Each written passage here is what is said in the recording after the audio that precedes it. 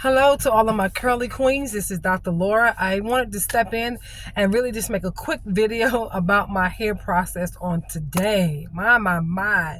So I've been watching videos around low porosity hair versus high porosity hair. Our sister friend from Curl Mix came on, the co-founder, and she actually kind of explained how you could do a test of your strands to determine whether or not if your hair is low porosity or high porosity. Well, I stopped her video right in the midst of her sharing the process of testing, and I was like, oh, let me put you on pause. Let me go in and get me a glass, pull out a few strands of my hair, and I must say, my hair must be pretty strong, y'all, because I was like pulling. I said, why am I pulling so hard trying to get some strands of hair out my head? And so I pulled it though, because I really want to do this porosity test. Long story short, I did the test and I determined that the porosity of my hair is low. If your hair is, according to the test, if the porosity of your hair is low and you put a piece of hair, and I took a few strands because you're supposed to test different areas. I tested the back and the front and a piece from the side.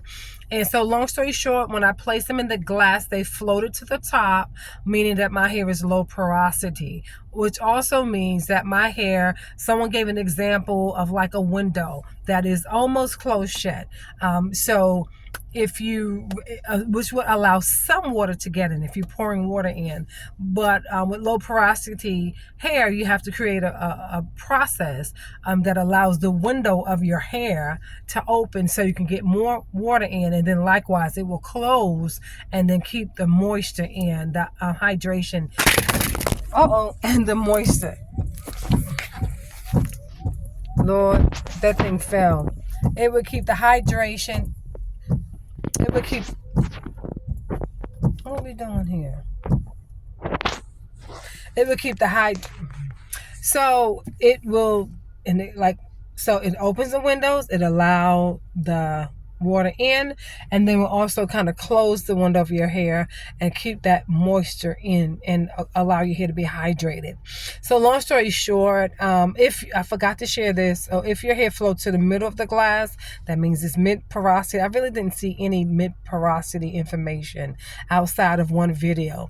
And then if your hair floats to the bottom of the glass, that means that your hair is high porosity, which means that there are also different products you should use for your type of hair, as well as, like low porosity. There's different hair products they suggest for that.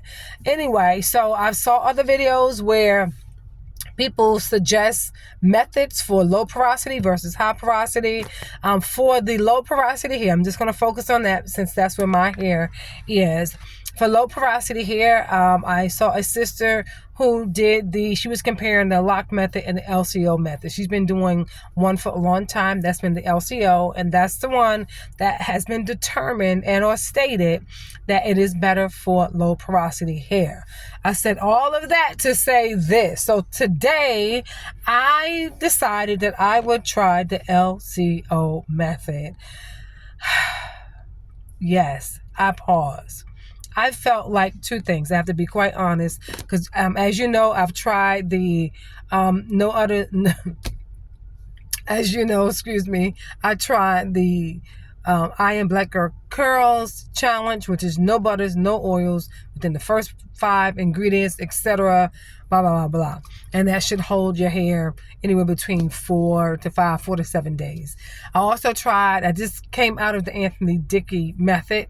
I'm not sure if I'm going to be out of that method just yet. I was kind of enjoying doing my hair, trying different products, different product combinations. It gave me the opportunity to do so. Anyway, so then I said, well, if I can step out of the Anthony Dickey method, because I did that for about 3 weeks, maybe I will try the LCO method. Ooh, listen, I don't know, because I did that LCO method today and it was a lot. But the thing I need to say about that is my hair felt greasy and oily. And I guess because I was so accustomed to not having oil on my hair at that level because of the I Am Black Girl Curls method, and also with washing my hair several times a week, of course, with the Anthony Dickey method. Again, my hair didn't feel as oily and greasy, but today when I put the liquid on first, I used the Kinky, what is it? Kinky Coily, I think it is. Kinky Coily detangler. But first, let me back up. I did I was just going to do my co-wash because I was still, I said, doing Anthony Dickey kind of, right? Anyway, but I decided to use some shampoo because I knew I was going to be putting some more product on. So I just used a little shampoo, enough to kind of, not strip it. It wasn't a clarifying shampoo, but it was a moisturizing shampoo. I put that on my hair just to kind of get some of those products off. I put on Sunday, Sunday morning, because today is Wednesday. So I did that. Then I put on a conditioner. I used the same conditioner and the same cream in the LCO. I used the same line of cream. So it was Palmer's deep conditioner repair something. And then, so I put that on. I put my cap on for about 5 minutes. And I proceeded in the shower to do everything as I needed to do personally. And then from that point, I took the cap off. I rinsed that out. And then I also detangled while I was using those products. So then I went in to use the, like I said, the LCO. I used the Kinky Coily detangler leave-in conditioner.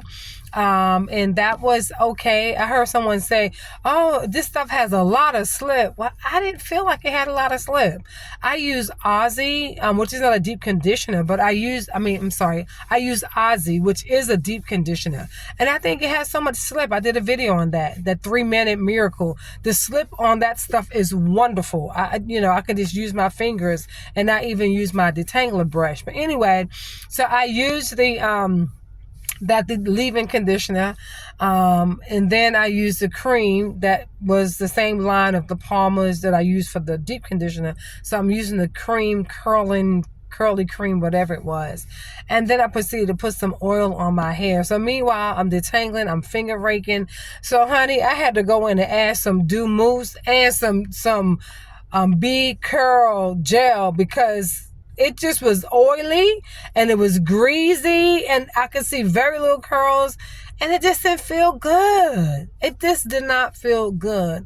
I guess because I just felt like it was so oily and greasy. So anyway, like I said, I went in and I used all my dew up, Most Def. I had to throw that out because I just used it all up today. And then for the other front half of my head, I had to use the honeydew, mousse. Anyway, so I now I'm feeling like I have like 51 products on my hair.